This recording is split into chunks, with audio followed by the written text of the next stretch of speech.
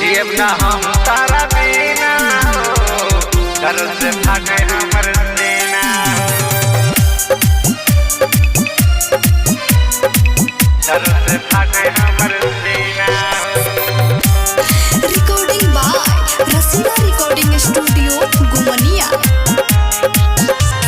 Music by Rahul बाबू।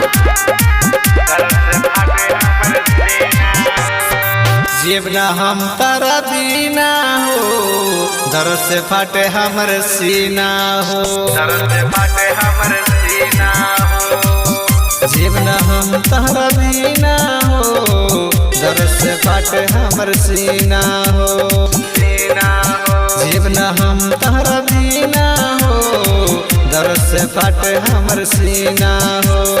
दिलवा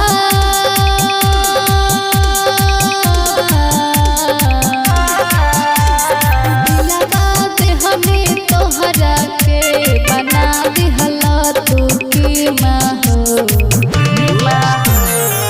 जियब ना हम तारा बिना हो, दर्द से फाटे हमर सीना हो, जियब ना हम तारा बिना हो, दर्द से फाटे हमर सीना हो। जियब ना हम तारा बिना हो, दर्द से फाटे हमर सीना हो, दर्द से फाटे हमर म्यूजिक सीना हो। बाय राहुल बाबू।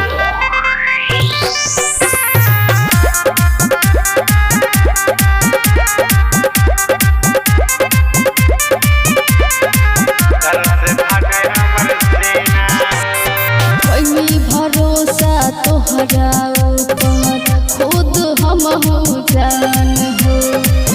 छतिया फार के देख करे जा, लिखल बा तोहरे नाम हो, लिखल बा तोहरे नाम हो, कोई भरोसा तोहरा ऊपर खुद हम हो जान हो। छतिया फार के देख करे जा, लिखल बा तोहरे नाम हो। नंद जिनदान हमारो, नंद जिनदान हमारो, लिहला दिल के जीमा हो। जियब ना हम तारा बिना हो, दर्द से फाटे हमर सीना हो, जियब ना हम तारा बिना हो, दर्द से फाटे हमर सीना हो।